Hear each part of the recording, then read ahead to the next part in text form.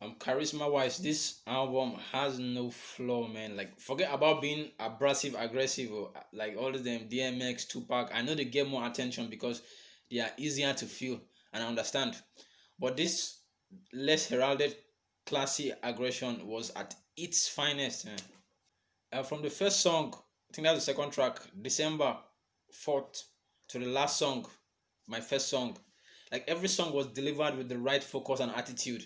Like this man even made potential violence seem so classy on the song Threat. However, production wise too, like almost every beat was a perfect statement. Like having Pharrell Williams, Kanye West, Rick Rubin, and a whole Just Blaze on your album. It's just something that just cannot miss, man. It cannot miss. But had this it feels like Independence Day with the celebratory type of sound. On the song, what more can I say? The way those drums bounce in and out of the, as in the way they fade in and out of the song was just sick. Like very very nasty. That's definitely one of the best mainstream instrumentals for me. Mainstream hip hop instrumentals. And like even Aloto had these very very soulful instrumentals, which I felt should have closed the album because of how Swansong it feels. Like it's almost flawless for me. Like I said some time ago, it sometimes feels better produced than the blueprint. Like a whole blueprint on how many albums can say that. His flow too was exceptional. Like especially on the song Threat, the way he glided through that beat was unbelievable.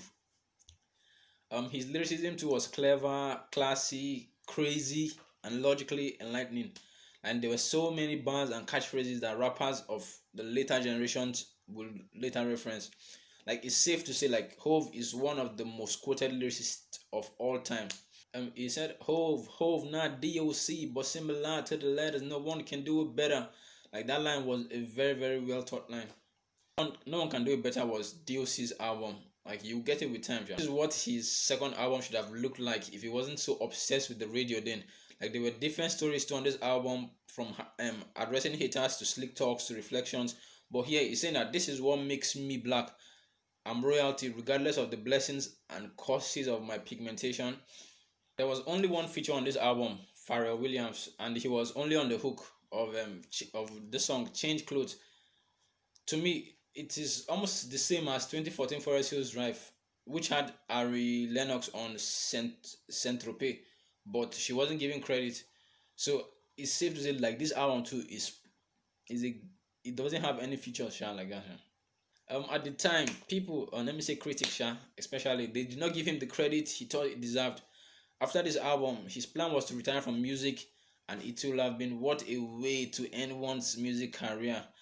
Listening to this album thoroughly, you always feel that he'd come back though, like because you get the feeling that he was still not satisfied. It was like turning off a generator when the fuel inside the generator is still plenty.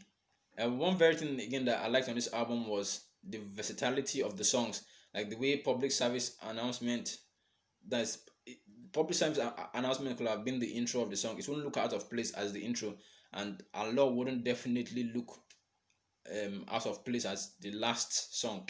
Don't even ask me whether this is a classic, man. It's as clear as